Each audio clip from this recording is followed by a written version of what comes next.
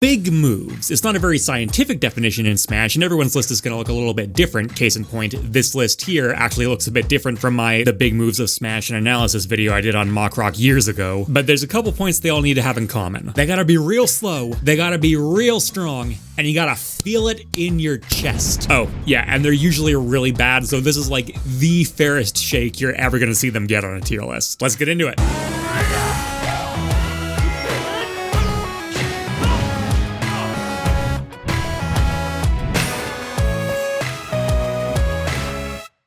This video is sponsored by Skillshare, the online learning community that lets anyone learn new skills and explore their creativity with thousands of inspiring courses. YouTube life can be hectic, and YouTube life during the holidays can be downright insane, so what better time for me to take Mastering Productivity, Create a Custom System That Works, an extremely well put together course by Thomas Frank. It may not be the flashiest topic I've studied compared to creating video game music, which you're listening to the results of right now, or a breakdown of the creative process of tech YouTuber giant Marques Brownlee, but it may just be the one that makes the biggest impact on my life moving forward. If your interests lie in boosting your productivity or graphic design, cooking, photography, coding, style, writing, there's something waiting for you on Skillshare right now. And you can see for yourself. The first 1,000 people to click my link in the description and pinned comment of this video will get 30 days of Skillshare absolutely free to check out the huge list of courses they have available right now and new ones that they're adding all the time. Happy learning, and thank you to Skillshare for all their support on the channel. Let's start off with an all-time classic here, Luigi's down taunt. Listen, I love this move, it's the OG attacking taunt and it combos literally forever. Look at that, 999%. None of that makes it even vaguely playable. Even if you break your opponent's shield or something like that, which, as you're gonna hear a lot today, tends to be one of the saving graces of these moves, right? Oh, well, it's a good shield break punish at least. And even if you put in the hours to get really consistent at that, for some reason, Luigi's aerial super jump punch is way weaker than his grounded one, so going for a launch setup doesn't really net you anything. So on stage, this move is just a total dud. It's way too slow, not even vaguely in the ballpark. That's not even getting into how bad the hitbox is at actually connecting with a bunch of characters. Now, it is a nasty spike. It's actually one of the better two-framing tools in the game in terms of reward if it connects, but you're not gonna connect it. Ledge trumping them and then hoping against hope that they come back onto the stage without a hitbox, that's like your one shot with the perfect timing, but even then, why wouldn't you just use something like down air? Why wouldn't you just go for a proper ledge trump punish with something like back air? If their recovery has a hitbox, that idea is kind of scuffed. If they don't go directly to the ledge, you've now left yourself extremely vulnerable. So as much as I like this move, even among the worst of the worst, it's going in F tier, which feels appropriate for a taunt move, right? This is clearly more of an Easter egg joke kind of thing. Something that's very decidedly not a joke is the giant punch. Yeah, it is a pretty slow move. Charge up time on it is substantial, and it's not the quickest move to come out either, but once it connects, it really connects. 33%. Now, on paper, that's not that insane, but DK kind of uses this as a surrogate forward air. You know, his actual forward air is already pretty slow, so when he's got this charged up, it's actually quicker. So 33% on a forward air, not bad. The charge up time obviously hurts, but it's also really not committal at all. You can cancel out of it pretty quickly, so yeah, not having it available all the time is an issue, but it's not really that bad to charge up, so you're gonna have it a decent amount of the time, and the main thing is the knockback. 50% and he almost died there. He may actually die at the ledge. Yeah, there you go. Chargeable in the air as well, and it doesn't put DK into free fall if he uses the full punch in the air. That's great. I really wish that it let you B-reverse it. That would be such a big difference to DK. Oh well. It doesn't have that ridiculous shoulder hitbox anymore that killed insanely early in Smash 4. That's a shame. That does reduce its confirm potential, which is obviously a little bit of a shame. It would be nice if you could still get this kind of stuff, but at the same time, it was kind of janky, and you always need to fully charge it to get the strongest punch. Now, I think that's still well worth the trade-off for the other benefits it got, though, and on top of all that, it's also got armor on it, and it's really solid armor too. So this one's going up in the elusive S+ tier I'm breaking out for this video, and it's for moves that aren't really comparable to the rest of the list, but you know, I'm making a video on the big moves of Smash, and this is called the Giant Punch, so it does need to be here. Another Giant Punch here, Little Max Straight Lunge. Not the KO Punch, mind you. This move spends most of his time not being the KO Punch. Connecting with the charged, ultra-powerful version of this feels great.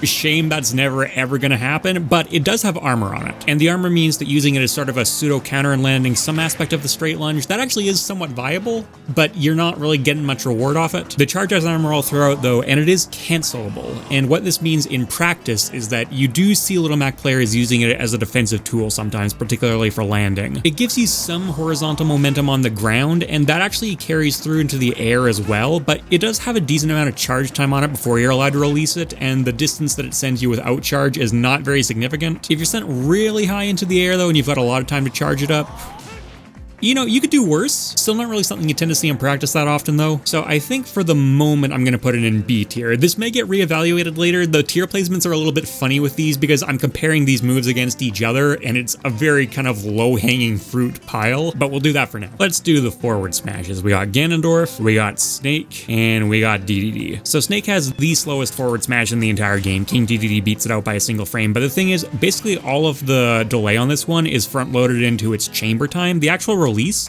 is basically instant. Release.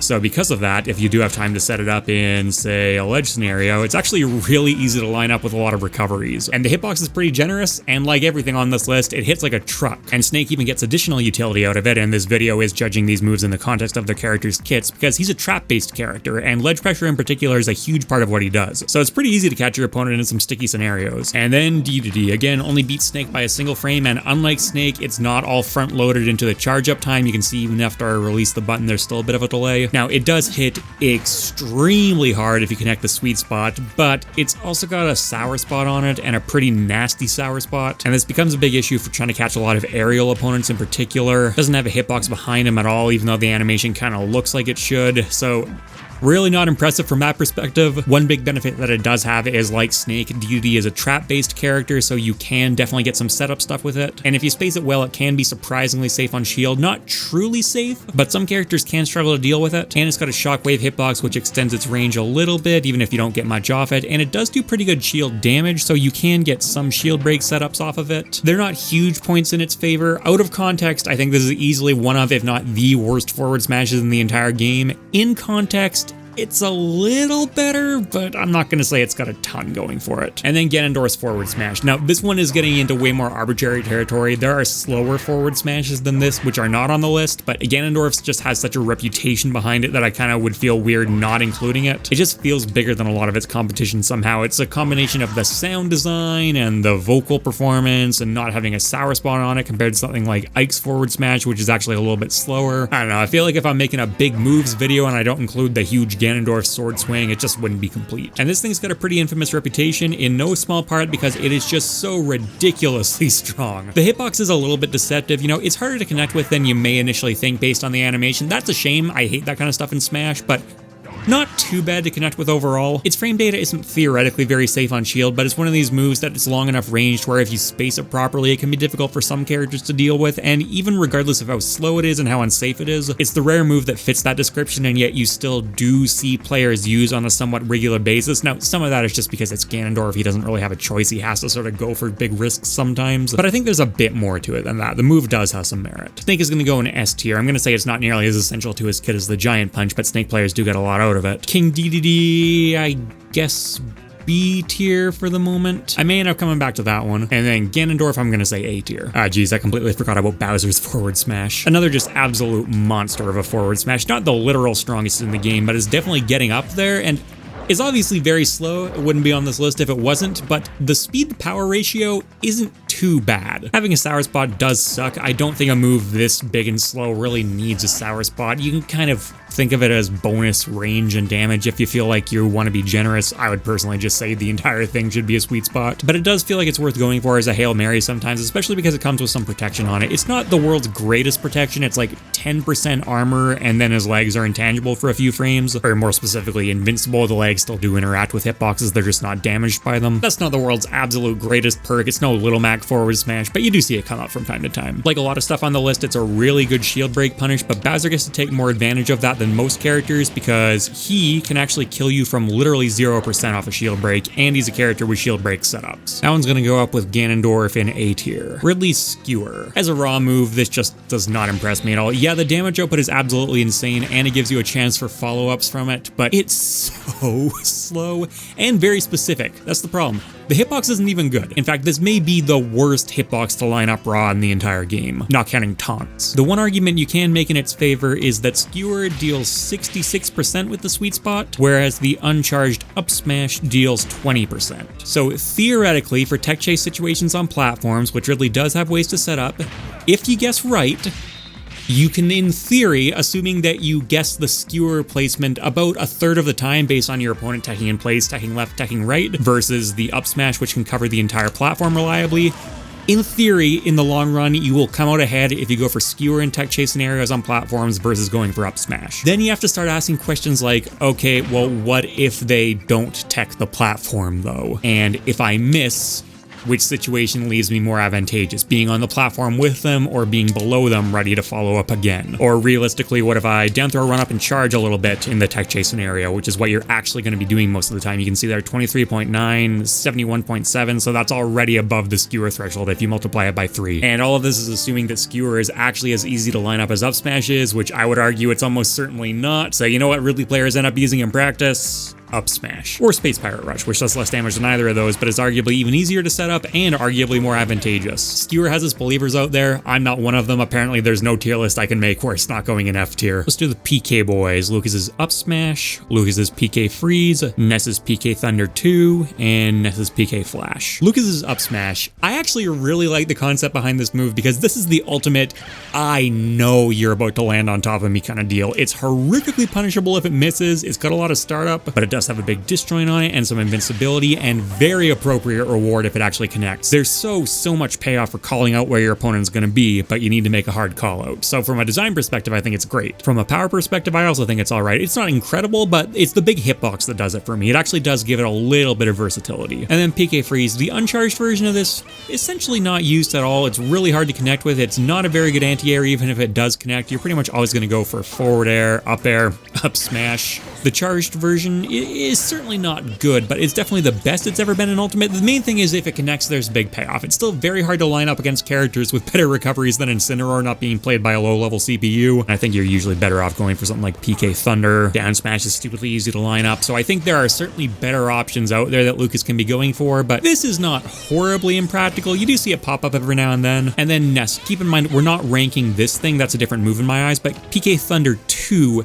yes, it's his recovery move, so that automatically sort of gives it a leg up on many of these things to begin with. But on top of that, using it as an offensive move, that is not a gimmick. You actually see this pop up all the time in high-level Ness play. They constantly look for really early kills with it, and it's not completely risk-free, but the nice thing about it is that it does launch you a decent distance, and your opponent often needs to take steps to avoid it. It's got enough distance on it so that a decent chunk of the time, it's actually safe on whiff. Not all the time, mind you. You do need to be careful with how you set this up, but it's not out of the picture by any means. But then because we are judging everything the move can do, we also do need to judge it as a recovery tool, and yeah, it's got some benefits to it. It's got some invincibility at the start, and the distance isn't horrible. The startup time is very slow though, because you need to circle it all the way around, and it's got some definite exploitations in other areas. You can just body block him if he needs to do it from any kind of distance, and Ness doesn't really have great tools apart from his air dodge to avoid that. Now, granted, his air dodge is very good, and he's got a floaty double jump, so he can do better timing mix-ups than some characters, and he's got some stalling with the PSI magnet and stuff like that too. But all things considered, you're still going to be forced to use this from time to time,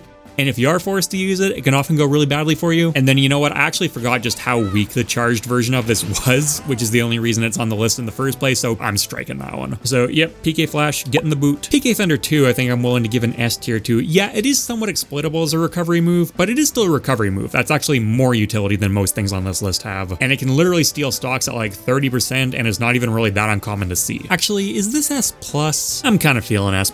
Okay, yeah. And while I'm making adjustments, I think King DDD's forward smash is actually going to go down to C tier. I think Lucas's up smash belongs in B tier, and even with the synergy built into DDD's kit, I still think it's just a worse move overall. And then PK Freeze, I think, deserves a B tier as well. It's got its niche against certain characters, but a lot of the time when I see Lucas players go for this and miss, I'm like, you know, if you went for PK Thunder 2 there, you'd probably have hit it and be in a way better spot. Mr. Game & Watch's Judge. Just trying to land this as a raw hit in neutral is not a good idea, but that's kind of irrelevant because Game & Watch actually has several practical ways to try and set up into it. So the main question is just, is it worth going for that setup versus the typical stuff you can do? Yes, you have the 1 in 9 chance. I was expecting that to take a few attempts. Yes, you have the 1 in 9 chance to steal a stock, but the rest of the options, apart from kind of 7, are generally not that good, and 1 is so horrific that it really kind of undoes a lot of the good of 9. I think you only really get to evaluate these at low percents because it's only vaguely viable if you're comboing into it. 1. Horrendous. You take damage and your opponent can act instantly. Again, I was expecting to have to reorder these in editing a bit more. 2. Not very good. 3. Bad. 4, not very good. 5, 6, 7. Probably the second best one because it actually creates a decent damage differential if you have time to eat the apples. 8, situationally useful, kind of, a little bit. 9, insta-kill, best move in the game. So yeah, you've got a 1 in 9 chance of just straight up cheating, sure, but I'm gonna say the odds of getting something really good off of that versus just like a standard Game & Watch follow-up, I don't think that's worth it. I would have to actually sit down and do the math on this. I've thought about making a video about that at some point. Maybe in the future. That sounds tedious as all hell, but in any case, my suspicion is that if you consistently go for judge setups versus just going for standard Game & Watch plays, you're going to come out significantly negative in the long run, but I'm going to put it in C tier, not F tier, because at the very least, unlike basically everything else on this list, you can confirm into it. It's not a fast move by any means, but it is definitely one of the fastest on the list, but the potential power ceiling and the overall hype factor, which, you know, does play into what makes a big move in my eyes a little bit, is enough that I think it should be here. Diddy's Peanut Pop Gun, specifically the explosion. Yeah, I'm not paying any attention to this. This can actually be a pretty decently disruptive little projectile, but if you can divide the move into multiple stages and only one of them is the big move, that's all I'm looking at. In which case, this is literally just a shield break punish, but it's not even a very good one. Yeah, it's stronger than most of his moves because Diddy overall has a very weak toolkit in terms of knockback. He needs to when he can confirm into everything with Banana, but you can see it's not doing that much. Fully charging his forward smash at this percent gets you a pretty similar effect, and you can't turn it around, you can't cancel it, you can't do anything like that. If you start to charge this up and then change your mind, you're still committed to throwing out the peanut. And then if you whiff, I'm gonna try and shield as early as I can here. That's awful. F tier, no questions asked. Big fiery, chargy sword things. Roy, Ike, and me sword fighters in there too. Ike's Eruption's a 2-frame tool, and realistically that's all you use it for. It is pretty good at its job though. Its hitbox hits really far below the ledge and lasts a few frames. It is committal and has some charge up time, so it's not really something you see Ikes go for unless they really get their opponent off stage, and even then it's competing with stuff like Rising Ether back onto the ledge and stuff like that. But it's not impractical either, and the hitbox does go very high, so you can use it to catch some people trying to escape the 2-frame setup and stuff like that. Every now and then that's a factor in a real match. If you really charge it up, it shoots out pillars of flames and gets some armor on it. That doesn't really matter because you're never ever going to see this unless you get a shield break. And if you do get a shield break, let's, I don't know, go to 40-ish%. It's strong, obviously. It's not nearly as strong as you might necessarily think though. And even in that shield break scenario, the armor and the pillars of flames don't actually come into play, so they're really not relevant. If you really charge it up, it is very good at popping shields, but that's not a realistic scenario. And if you're just looking to have fun, I've gone for this kind of thing before. It makes for a nice clip. Don't actually do that though. Last thing I guess I can mention about this one is it is B reversible, so there's something there in terms of mix-up. It's not very practical, and especially in terms of trying to get down from disadvantage state. I don't know why you would do that when quick draw exists, but technically an option. It's a 2-frame tool. Roy and Crom's Flare Blades, which work the same as each other, are also 2-frame tools, and they're actually pretty good. The hitbox is nowhere near as generous as Ike's, but what I like about this one is it's just way less committal to go for. It's surprisingly safe. Also, unlike Eruption, Roy and Crom's Flare Blades are incredibly good shield break tools, and it's a shame that you don't really see it used because Roy and Crom aren't very good at getting shield breaks, but on the odd occasions where it does happen with a forward smash or something like that, it's on the table. These are B reversible as well, and because of how quick the attack can come out and how good their air and ground speed are, that's actually pretty practical, especially when combined with its safety. And sure, you can make the argument that, hey, you know, this isn't really that big a move, and yeah, fair enough, but this definitely is. And when you consider the fact that there's no real distinct separation of different stages of the move, it's just kind of a continuous slope up, you sort of need to evaluate the entire thing. You can turn it around too. That doesn't come up too often, but if you're charging it at the ledge, for example, you can occasionally catch someone with a really powerful charged blade because it does keep the charge as you're turning. And then finally, the Blurring Blade. The best thing I can say about this is it does give you a decent amount of air momentum mix-up potential because the uncharged version is really weak and really unsafe, and yet the charged up version is a pretty decent shield break punish.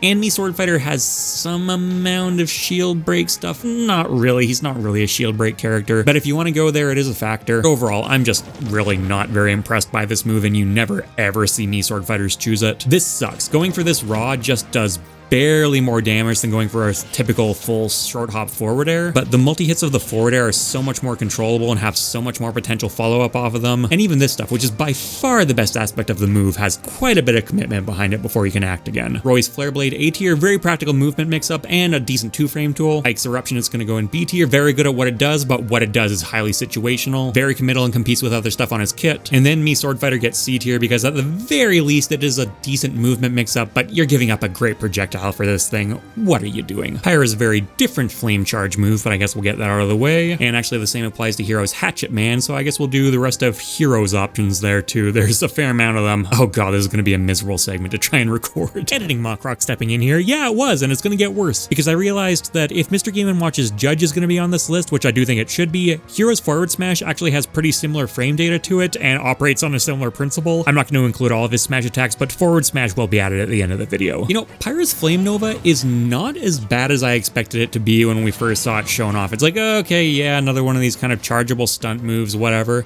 No, the uncharged version, okay, the uncharged version's not great, and it's pretty unsafe on shield. If you get it to full charge though, it's only -11 on shield, and it does a lot of shield damage, and it's not really that impractical to go for. In a ledge scenario, that's pretty reasonable. Fake a jump, jump back, B-reverse it, you're actually looking in pretty good shape there. The fact that the hitbox covers both sides, again at the ledge, actually makes a pretty substantial difference, and it's strong. Not the strongest move we're going to see on the list today, but at charge, that can do some damage. And it does give you a little bit of stall off stage too. It's not much, but Pyre and Mithra, recovery is arguably their biggest weakness, so they'll take any bit of help they can get. It's not a horrible edge guarding move either because of how much space it covers in the air stall it gives you. And then Mithra's Lightning Buster, I just, again, don't think is really big enough to be on the list. Pyre, I think B tier, it's not bad. Okay, so for Hero, if you're just looking at raw frame data numbers, even if you're just top decking from the command menu, they're all slow because it involves the act of actually bringing the command menu up as well. That's not really quite painting the full picture though, because you are forcing action on your opponent's part every time you have this up, and you can also front load some of that frame data into the act of pulling it up, and then you can switch between and use whatever you think is the best at the moment. Thwack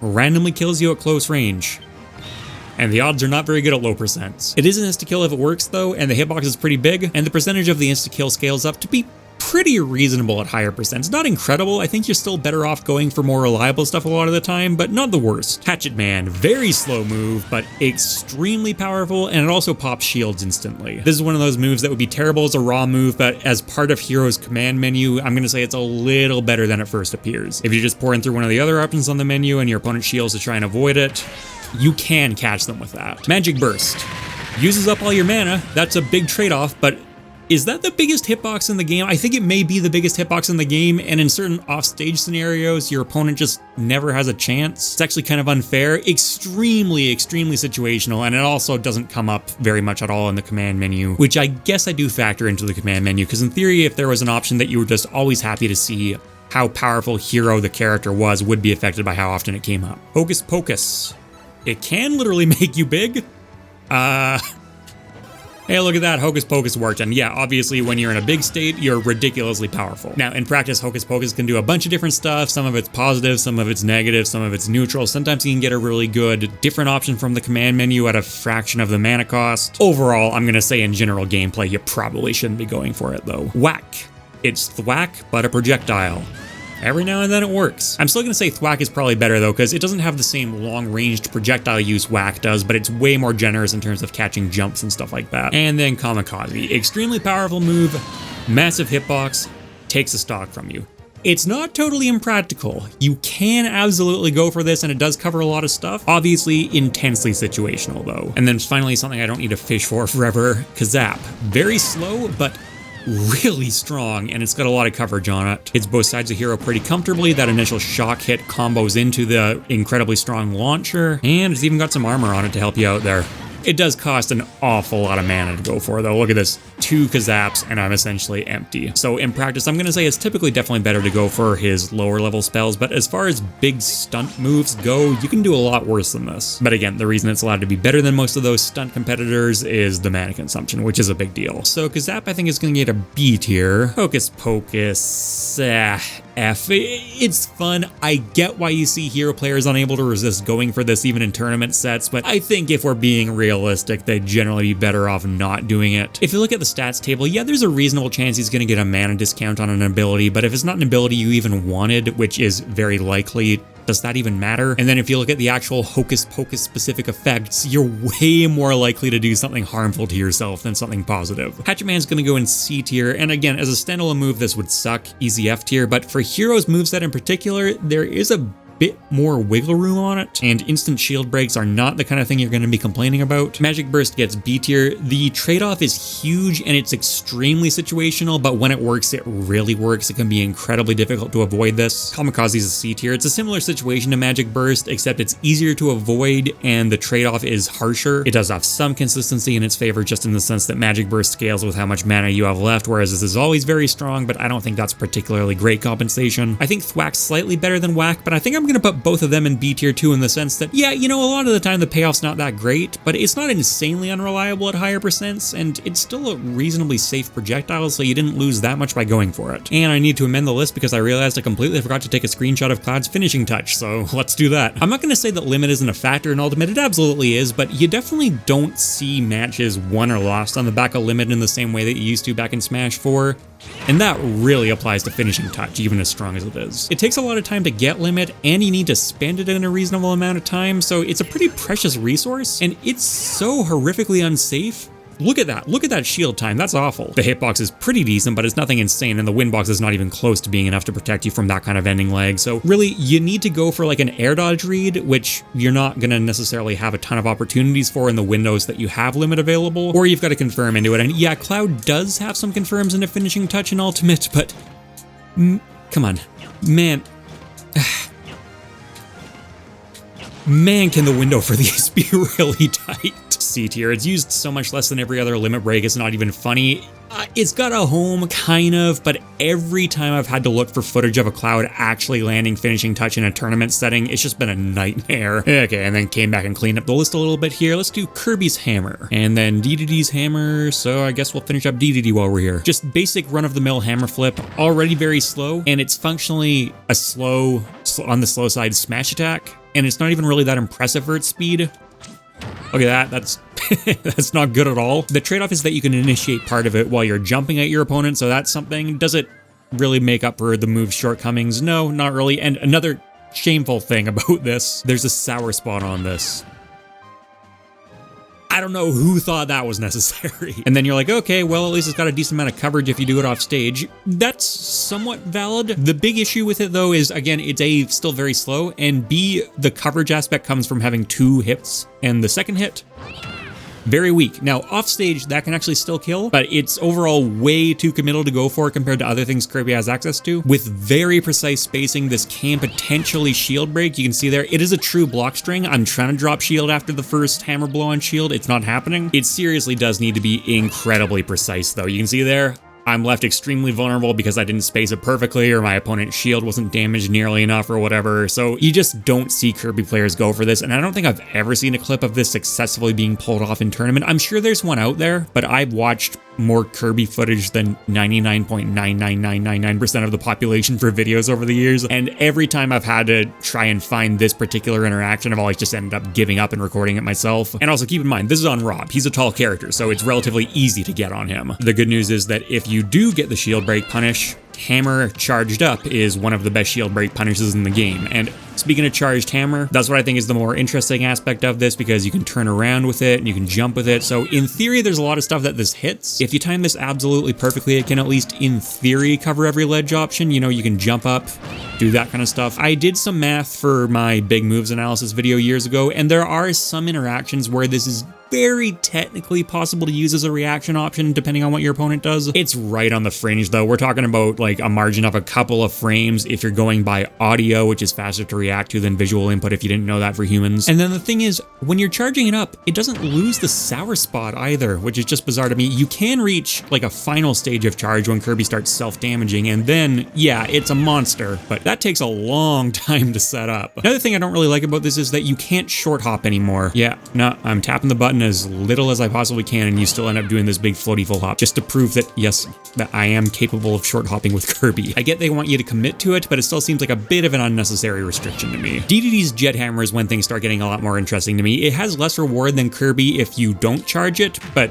it's also faster and has a bigger hitbox, so that's totally fine. It's still got fantastic reward if you do charge it up, though. The damage output's like 50% almost. And it's actually got really nice armor on it too. Kirby has some armor on his as well. I should have mentioned that, but it's easy to forget because it just really never comes up. You need to charge it up before you start getting the armor. Jet Hammer, that doesn't matter. You can see you actually get full armor even on the uncharged version, and the window is pretty generous for it. And those are just the traits that we can directly compare to Kirby. Unlike Kirby's, King Dedede's Jet Hammer, a huge factor in its favor, it hits ledge.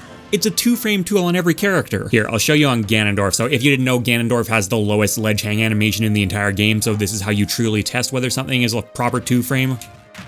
Easy, no problem. Massive point in its favor over Kirby. And another one is this thing, the Gordo. A combination of Gordo and charged Jet Hammer. This creates a massive amount of pressure at the ledge because they can both hit the ledge, so your opponent has to pick an option. And again, you can move around with a Jet Hammer, you can jump with a Jet Hammer, so you can still cover every option, and it's so much easier if you force the timing with the Gordo. And the Gordo also creates a lot of shield pressure, which is very helpful because this breaks shields instantly if it's fully charged. But if you've got the Gordo locking them in place, that window becomes huge, and you can also use the Gordo to damage their shield a little bit beforehand, so you don't need full charge to break it anymore. And it even comes out a little bit faster than Kirby's once you charge it up to make connecting it easier. It is substantially worse in the air and substantially worse uncharged than Kirby's is, but I think those are the use cases that don't matter at all. The thing that actually matters is ledge trapping, and Dedede just does this job so much better. And speaking of ledge stuff, again, his dash attack, another proper true 2-frame that lasts a very long time. In my The Worst of Every Smash Ultimate Move video, I called this the single worst dash attack in the entire game, and I stand by that because that video judges those moves in a vacuum, which means that this is not actually functionally a dash attack, so you're essentially giving up a dash attack to have this. In context, on Dedede's kit, it's no such thing. So first off, he already kind of has a pseudo dash attack with his down tilt. You can basically use that as a replacement. And he's got a lot of long-ranged moves to begin with, so dash attack is less important in his case. And again, Dedede is a ledge-based character, so he can force specific timings, and he can make sure that he can actually combo into the dash attack sometimes, and it's just a monster if it connects. 56% in killing a heavyweight at ledge. Nothing else in the dash attack category even comes close to that. The 2-frame thing doesn't matter nearly as much because Dedede has other good 2-frame options, and also you sort of have to give up your chance at a ledge trap if you go for the dash attack 2-frame, but you do see Dedede players go for it. Kirby's Hammer is going to get a C tier. I can't justify putting it down in the absolute bottom of the barrel with joke moves and stuff like that, but it's my opinion that you should essentially never be using this. Shield breaks aside, but again, that applies to the vast majority of this list. Jet Hammer, on the other hand, at least by the standards of this video, is going to get an A tier, and you don't see it used all the time by Dedede players, and that's just because he's got so many good ledge trapping tools that it's competing with, but it is a competitive option in that role, and that's arguably Dedede's biggest strength as a character. And then dash attack, again, in the context of Dedede's kit, I can put it surprisingly high. I think it's totally valid to go for. On the topic of totally valid to go for, Wario's Waft, let's just get that up there. Do I really need to explain this one? Yes, it is a big move. It takes a long time to charge, longest charge time in the entire game. And yes, it hits very hard, one of the hardest hitting moves in the entire game. Nothing about this is a joke or a gimmick or a stunt though, it's the centerpiece of Wario's kit and one of the absolute best moves in the game. In fact, you know what, looking at how the list is shaping up here, I think that Waft is so incomparable to absolutely everything else that it should probably just be in a tier of its own. These three here, yeah, you can make more of an argument for them sitting together. I don't think any of them can really stand toe to toe with Waft at all. Sephiroth. So we got three options here. We got the Flare, charge level 2 is the Mega Flare, and then charge level 3 here is the Giga Flare. Flare does not count, by the way. Yes, it's slow, but big moves need to be strong.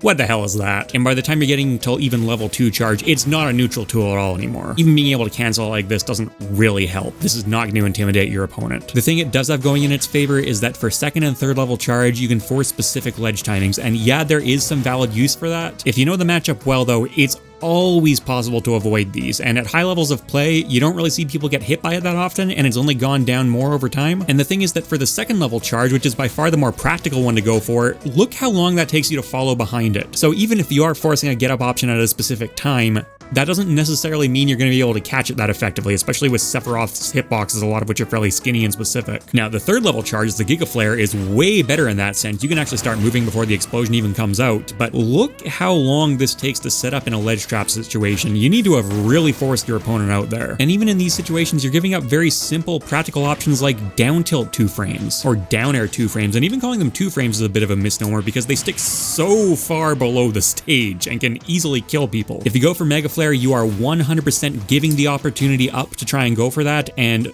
Giga Flare, yeah, that one is a little bit better, but they're kind of conflicting purposes, and then trying to catch someone with one of the charge levels as they're coming back to the stage, that doesn't really happen that often. It's pretty easy to avoid. And yeah, it's be reversible and you can cancel it, so it does have some mobility use, but it's kind of limited and it's still fairly committal compared to a lot of special moves. You can only start canceling it from the second level charge onwards. I'm willing to put it in B tier just because it has so many individual use cases, but I also think that literally every use case it has is mediocre. Charizard's Flare Blitz. Most obvious use case of this one is as a recovery move, and it's not bad at the job, goes quite far, and there was a patch that improved the window you could snap to ledge from. Even if you don't snap to ledge though and you just bounce off the side of the stage, it doesn't put you into free fall, so there's a bit of wiggle room there. It's a bit too laggy afterwards to be going for stuff like this. That's a bit of a shame, but yeah, most characters can't really be expected to pull that off anyways. It does do some self-damage to Charizard, 6% in 1v1s if it doesn't connect with anything, and then 12% if it does. If you do connect with your opponent, who cares about the damage you're taking? You still come out way ahead in that interaction because of how strong it is and how much extra damage you're doing to them. And as a recovery tool, you're not happy to be taking damage necessarily, but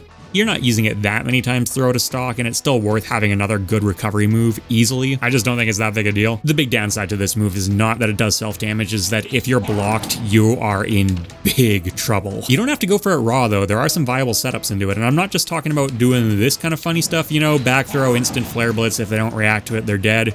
Great, that's nice for an elite smash montage or whatever. Hopefully people aren't seriously getting hit by that often in serious tournaments in 2022. Tech chase scenarios, for example, though, still a bit on the risky side to go for, but totally on the table, and Charizard has multiple sour spots that can actually set up tech chases pretty consistently. He's a surprisingly fast character on the ground, so you can definitely go for less risky tech chase stuff too, but Flare Blitz actually covers a decent amount of options and has really substantial payoff. It's got some solid armor on it too. You really are better off going for this in situations where you don't think you're going to be challenged, but it is a thing. And yeah, you can body block him off stage. I'm going to demonstrate it on stage because I'm holding a controller in each hand. Give me a break, but it's really risky to go for. That actually creates untechable stage spikes pretty early. S tier. Byleth's Fail Not. This is another move where the base version is not being counted. Yeah, it's slow.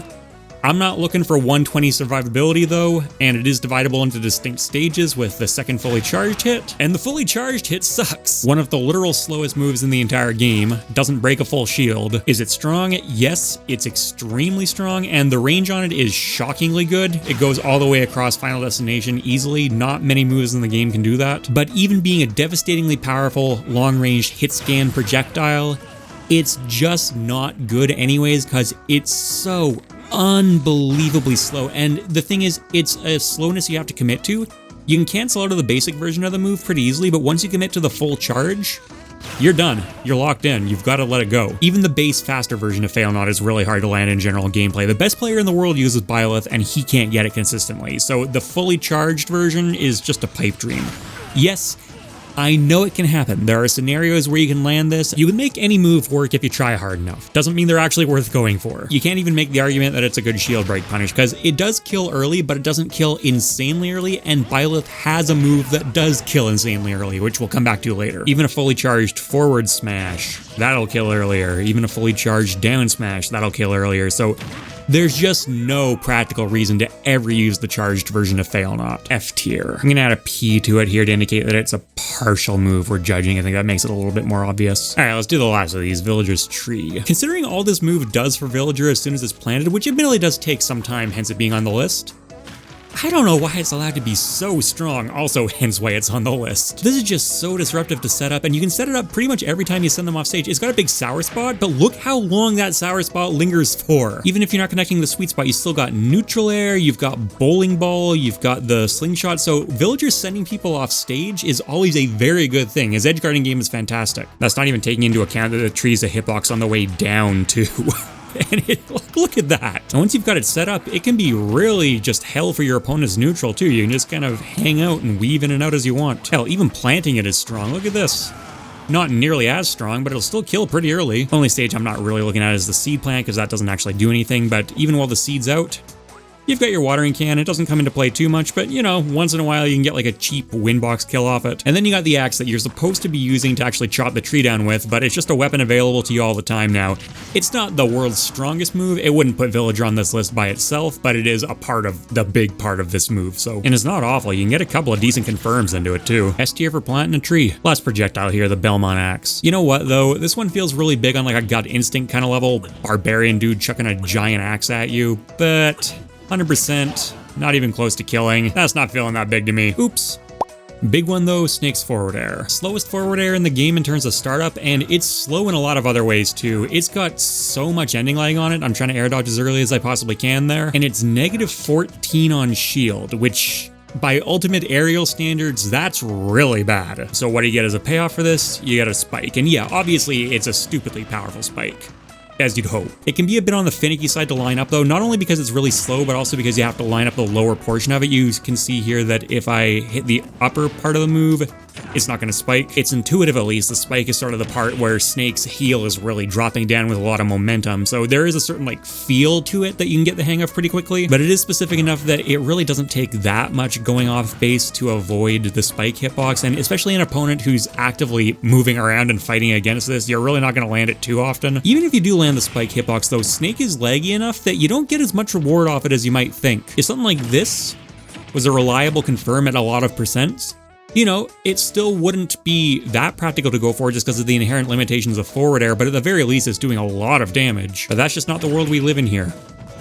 Snake does have some tricks up his sleeve to combo into this that most characters wouldn't though, so there is definitely some extra stuff going on there. And this is something that you do see Snake players break out in tournament more often than some stuff on this list. You know, even the sour spot is at least reasonable coverage, and it eventually does start killing. Admittedly, some of that is just because Snake doesn't really have anything else to replace it with. His neutralizer's a pretty skinny hitbox, he doesn't have an arcing up air or anything like that. C tier, I can't put it in F, it does have a valid niche, Shield Breaker. If you tipper this and you charge it up, it's kind of ludicrous how powerful it is. It does have a tipper mechanic, so if you don't get that, not nearly as impressive, but luckily, this move also breaks shields. And it's pretty good at it too. Single aerial on shield, then your opponent tries to reshield, done, popped. So you got plenty of time to go and line it up and make sure that you get the kill. Now, it's a bit of a shame that on Marth in particular, this is actually a bit of a wasted ability because Marth has tipper forward smash, which actually does the same thing in terms of just incredible kill power that basically no other character has access to. And you can't cancel out of this or turn it around or anything like that while it's charging, so good luck trying to land this on anyone who's actually moving around. As an attack, it's not super impressive, but it is B-reversible and really quick to come out, and it does live up to its name. You need to charge it up like a reasonable amount to pop a shield in one go, but it will still absolutely shred through it. You can just be sort of jumping around inside your opponent's threat range here.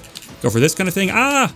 Look at that. They can't use their shield anymore. Look at how little's left. Even has some recovery use in a pinch. You do need to be sent pretty far off stage because it's pretty easy to see coming, but you get some good momentum out of that. Oh, and then it's got this really weird mechanic where it does more damage if you hit them in the head for some reason. You can see 10.8 for a tipper to the body there. Lucina crouches down, land the tipper again.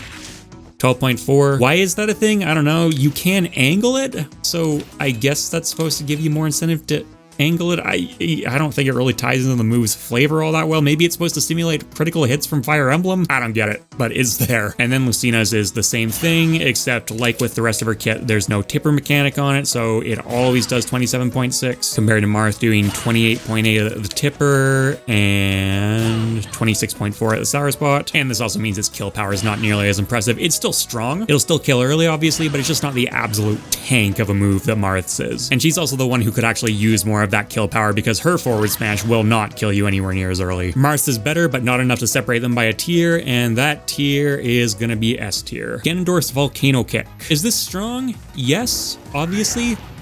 But it's not insanely strong, certainly not enough for being one of the slowest moves in the entire game. It does have a win box and it instantly breaks shields, so it's got some things sort of going for it in maybe you force your opponent into a scramble or a panic situation. That's fine. The thing is that Ganondorf doesn't really have anything to force that though. There's no Gordo, there's no grenade, there's no Mecha Koopa, there's no trap of any kind or any kind of setup that Ganondorf can actually use. Everything you do is just entirely reliant on your opponent panicking, which they will do sometimes. Don't get me wrong, you can find clips of this working online, but relying on your opponent to screw up for a move to work is not a good idea. It also does 2-frame, and it's actually a pretty generous hitbox for the 2-frame. You're never going to connect this though. Again, you can find real examples of this working, but you're going to find a lot more of it not working. Regular 2-frames are difficult to line up, let alone when you need to plan a full second in advance. Maybe if you trump your opponent or they do something else and now they need to try and re-grab the ledge without invincibility, but even then, your opponent whiffs their up special and now they're going into free fall and you don't really know where they're going to land.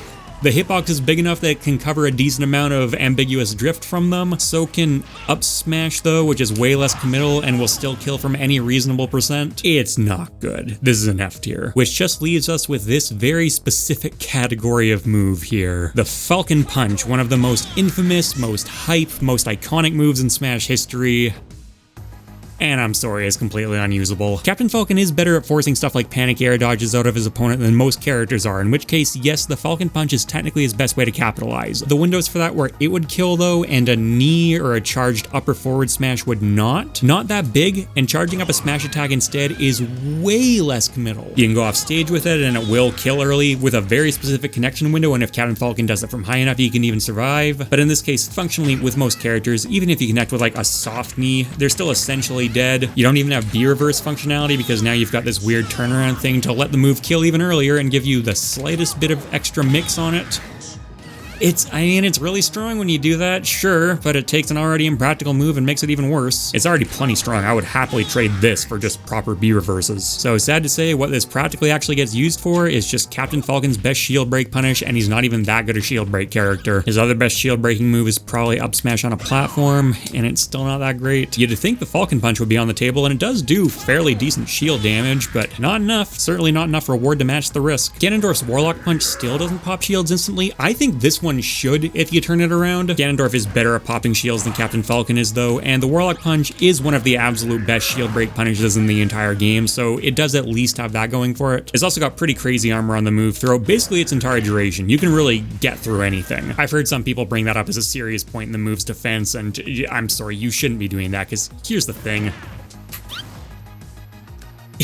It's so ridiculously slow. This should never come into play. Again, it's like Volcano Kick. Different, but in the same sense that you're relying on your opponent to screw up and panic here. There are a couple of incredibly specific interactions blocking certain recoveries or things along those lines, but in optimal play, this is just not a thing. It's a non-factor. Can Ganondorf go off stage with it and survive? Hell no. So, like with Captain Falcon, it's a shield break punish, and it does a better job at that, to be fair. So we got the Falcon Punch, we got the Warlock Punch, and now we've got the Exploding Side Kick. So this is clearly inspired more by the Falcon Punch, but it's got armor on it, like the Warlock Punch, not nearly as generous, but not bad. And unlike either of those, this is actually very, very safe on shield. -7. That's comparable to a lot of aerials. The reversed version is -5, and now we're getting into the territory of pretty nice aerials. And it still kills really early, not nearly as early, but very respectable and definitely worth the trade-offs it gets. And it still sucks, and you never see me brawler players ever choose this. This is a massively upgraded version of its predecessors, and that's still not even close to enough to make it competitively viable. The concept is just so flawed. Say it with me.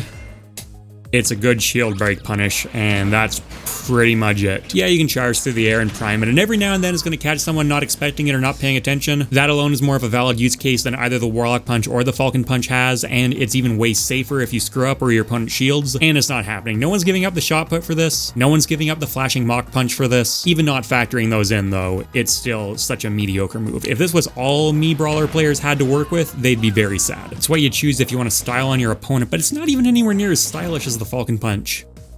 But then we come to a mirror, the DLC version of this concept, the last one introduced into Smash, and it can do some interesting stuff that the others can't. Forget just being safe on shield, this straight up breaks shields. It's got a turnaround like the others, except it's got way more flexible timing on the turnaround. You can turn around early, or you can turn around right before it comes out. You can drop through platforms with it so you can catch opponents by surprise as they're coming up. It's got a shockwave hitbox on it to give you just a little bit of extra protection, something none of the other moves have. It's got by far the most generous hitbox in the air. You can see there's actually a pretty good arc around Byleth when he's doing that, and he can make it back because he's got a way better recovery than any of the other characters. It hits through platforms, and it doesn't cover the entire platform, but it's pretty reasonable coverage. I did that one from in front of Wii Fit Trainer, I'll do this one from behind, and they both connect. This was their last attempt to put one of these really big, ultra slow, ultra powerful moves into Smash and really make it work. You know, it's based on a legendary weapon from the Fire Emblem series. The first Axe special move in Smash, something people have been requesting for a very, very long time, especially from a Fire Emblem character.